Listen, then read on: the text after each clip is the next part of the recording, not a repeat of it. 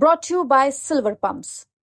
Top quality और consistent performance के लिए सिर्फ सिल्वर पंप्स नाम याद रखना। राजस्थान के श्री गंगानगर में कृषि मंत्री करोड़ीलाल मीणा द्वारा लगातार नकली खाद और बीज के ऊपर कार्रवाई की जा रही है और जो नकली बीज बनाने वाली कई फैक्ट्रियां हैं उनके ऊपर मंत्री करोड़ीलाल मीणा ने कार्रवाई की है और उनको सीज भी किया है और उनकी आगे की जांच जो है वो भी की जा रही है। मेरे साथ पूरे मामले की जानकारी लेने के लिए गंग नहर प्रोजेक्ट चेयरमैन हरविंदर सिंह गिल हैं और साथ में वो गंगानगर जिले के एक बड़े किसान नेता भी हैं जो लगातार किसानों की जो मुश्किलें होती हैं उनको लेके वो उठाते रहते हैं और मेरे साथ उनसे बात करते हैं कि गंगानगर के अंदर जिस प्रकार से बीज बनाने वाली कंपनियों के ऊपर और नकली खाद बीज के ऊपर मंत्री जी ने कार्रवाई की है उसको लेके उनका क्या कहना है। जी हरिंदर जी, बहुत बहुत स्वागत है आपका। बहुत बहुत धन्यवाद जी। देखिए, पहले तो राजस्थान सरकार के कृषि मंत्री करोड़ीलाल मीणा जी का हम बहुत बहुत धन्यवाद करते हैं कि एक मंत्री होने के नाते जो उनका फर्ज बनता था उन्होंने वो निभाया। देखो, किसानों को आज हर तरफ से लूटा जा रहा है, किसान की लूट हर तरफ से हो रही है। गंगानगर एक हब बन गया था। हरिंदर जी, सबसे पहले मैं एक बार आपको रोकूंगा, मैं सवाल ये करता हूँ, सरकार कह रही है कि किसानों की जो आय है हम उसको दुगनी करेंगे, लेकिन गंगानगर के अंदर जिस प्रकार से नकली सीड्स नकली खाद बीज राजस्थान के दूसरे इलाकों में और गंगानगर में मिल पा रहा है, इस हिसाब से तो किसान को दुगनी आय क्या वो तो बर्बाद हो जाएगा। सबसे पहले यहीं से शुरुआत करेंगे। बिल्कुल बिल्कुल। देखिए, जो गंगानगर है ना, इस वक्त स्पेशली सीड्स में देखें तो हब बन गया था। सीड्स कंपनियों ने 23 के करीब कंपनियां हैं जो यहाँ बीज का निर्माण कर रही हैं, लेकिन उनके पास मानक जो चाहिए, मेरे ख्याल से कोई 2-4 कंपनियां होगी जिनके पास होगा। बाकी जो मानक उनके पास लैब भी चाहिए, उनके पास एक साइंटिस्ट चाहिए, उनके पास फार्म चाहिए, कुछ भी नहीं है।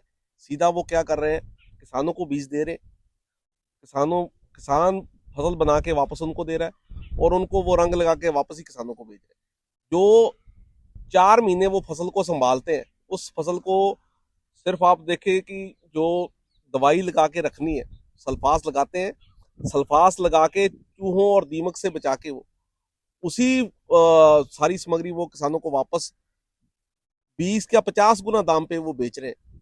तो ये तो किसानों को जागरूक होना पड़ेगा, नहीं तो ये तो बहुत बड़ा जो है एक तरह का घपला कह सकते हैं। गिल साहब, यहाँ मैं ये आपसे एक जानकारी लेना चाहता हूँ कि ये जो गंगानगर के अंदर सीड्स कंपनियां जो आज तो खुली नहीं है, मंत्री साहब भी आज जहाँ पे इनकी जांच करने के लिए पहुंचे हैं, लेकिन मैं ये जानना चाहूँगा कि आप किसान संगठनों से जुड़े हैं, गंगानगर के किसान संगठन जो है वो लगातार किसानों के हित की आवाज़ उठाते रहे हैं और सिंचाई पानी का मुद्दा हो या किसान आंदोलन के दिल्ली किसान आंदोलन के मुद्दे हो, लगातार आप लोग आगे रहते हैं, लेकिन बीज के मामले में आज तक किसी भी किसान संगठन ने कोई आंदोलन नहीं किया, ना कोई आवाज़ उठाई। इसके पीछे क्या कारण?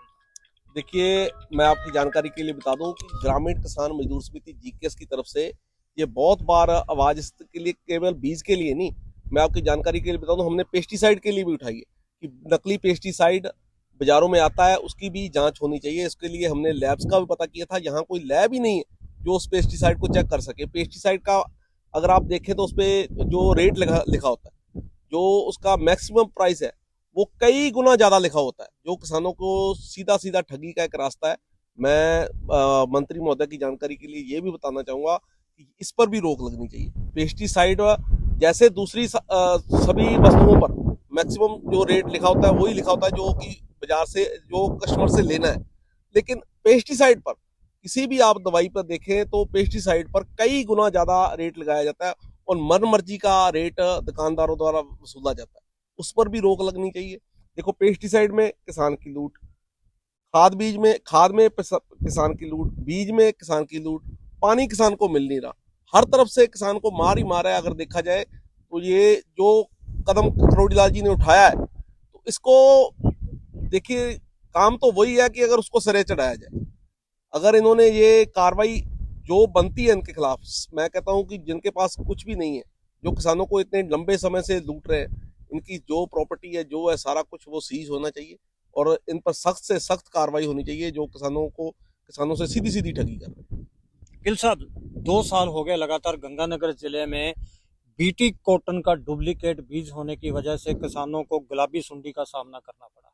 लगभग बताया जा रहा है कि 3 लाख हेक्टर, शायद मेरे आंकड़े अगर सही हैं तो 3 लाख हेक्टर के अंदर नरमा कपास की फसल बर्बाद हुई, किसान बर्बाद हुआ, परेशान हुआ। उसके लिए कहा जा सकता है कि अगर अब ये डुप्लीकेट बीज गंगानगर में सामने आया तो बीटी कॉटन भी डुप्लीकेट था।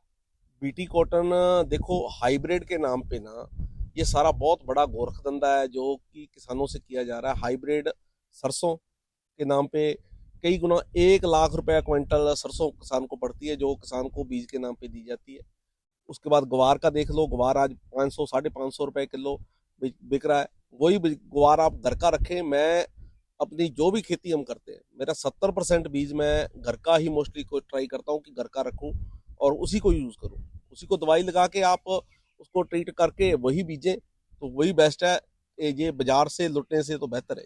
मेरा सवाल था कि नरमा कपास का जो नुकसान हुआ बीटी कॉटन का, वो कहीं ना कहीं वो किसान को वाकई वो बीज डुप्लीकेट मिला। बिल्कुल जी बिल्कुल। नरमे कपास का भी अगर आप कहेंगे ना, तो नरमे कपास का भी इसी का ही पार्ट है वो।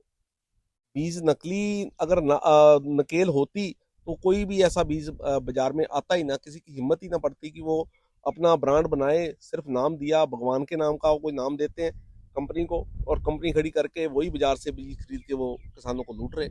कल भी देखा गया कि जब मंत्री क्रोड़ीलाल मीणा लगातार कार्रवाई को अंजाम दे रहे थे तो उस वक्त कई फैक्ट्रियों में तो ऐसा था कि बाहर बोर्ड कुछ था, दीवार पे नाम कुछ था कंपनी का, और अंदर जब पहुंचे तो नाम कुछ था।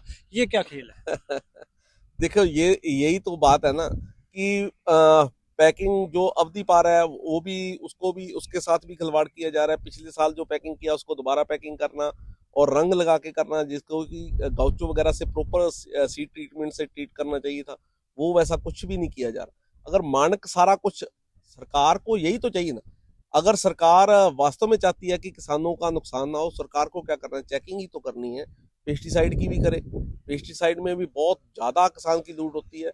किसान अपने, देखो किसान के खर्चे क्या है, डीजल और उसके बाद बीज का खर्चा और इसके बाद पेस्टिसाइड का खर्चा, यही मुख्य है इसके खर्चे हैं, और इन्हीं तीनों में किसान की लूट हो रही है। अगर बात की जाए जिस प्रकार से कल क्रोड़ीलाल मीणा जी ने कार्रवाई की है, कार्रवाई के बाद ये तो निश्चित हो चुका है कि बहुत सारी सीड्स कंपनियां जी थी जो डुप्लीकेट बीज को बना रही थी।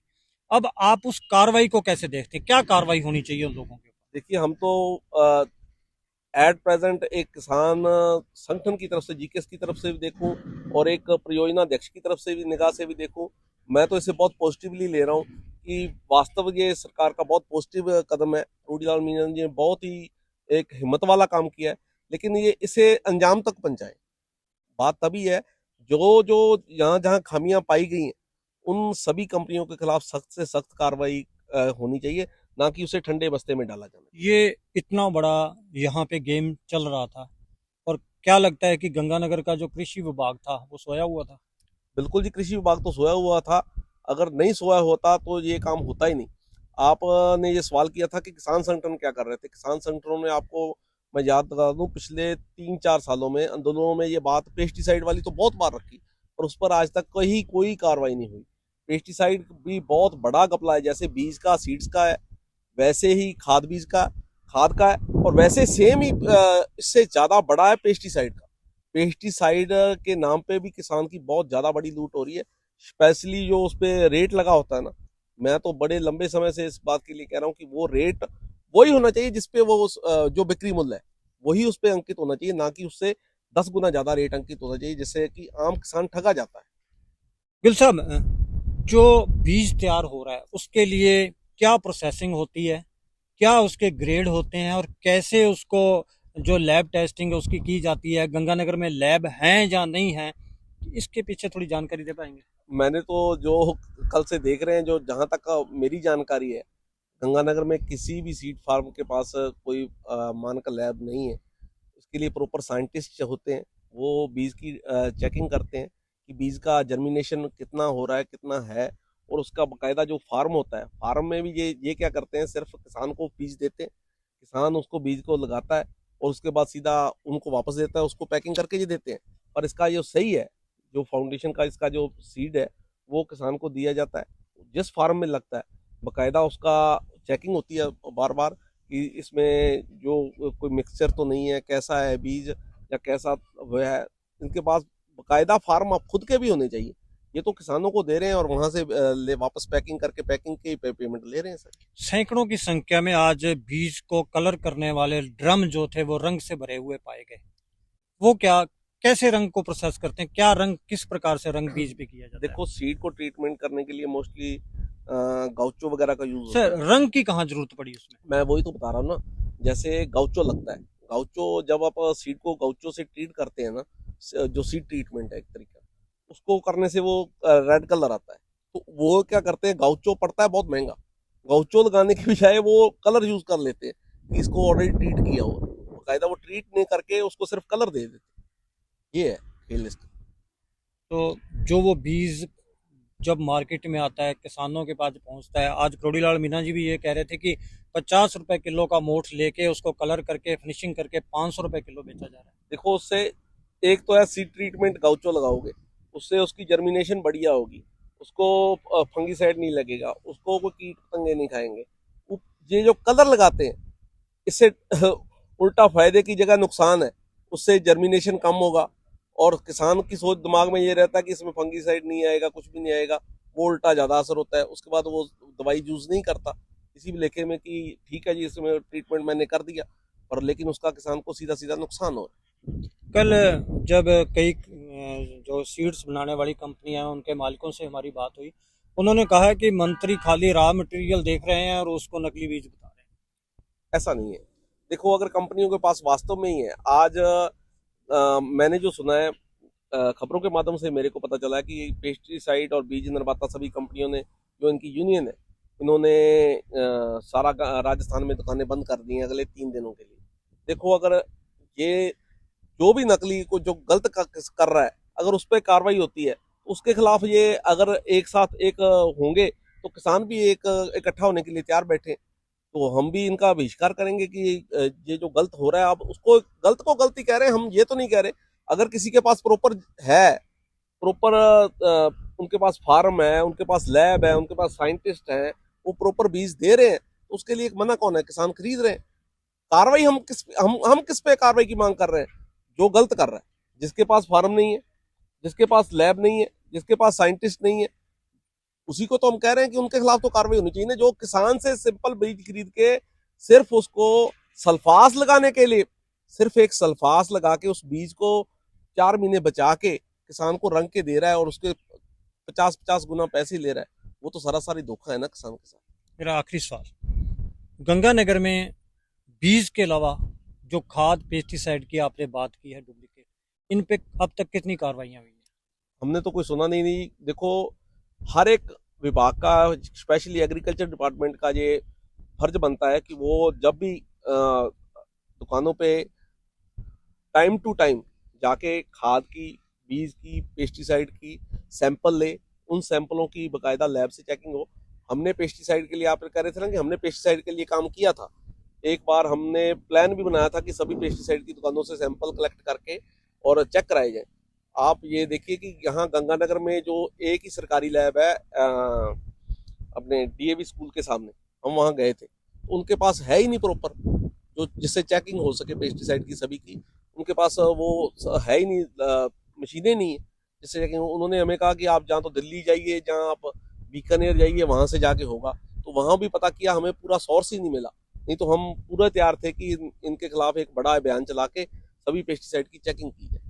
जी, ये थे हरविंदर सिंह गिल, प्रोजेक्ट मैन गंग नहर श्री गंगानगर, और इन्होंने साफ तौर पे कहा है कि कृषि मंत्री क्रोडीलाल मीना द्वारा जो गंगानगर नकली खाद, बीज और सीड्स के ऊपर कार्रवाई की जा रही है वो कहीं ना कहीं जायज है, लेकिन इस कार्रवाई का पूरा हल किसानों को तब मिल पाएगा जो अगर नकली बीज बनाने वाली कंपनियां हैं उसके ऊपर प्रॉपर कार्रवाई होती है।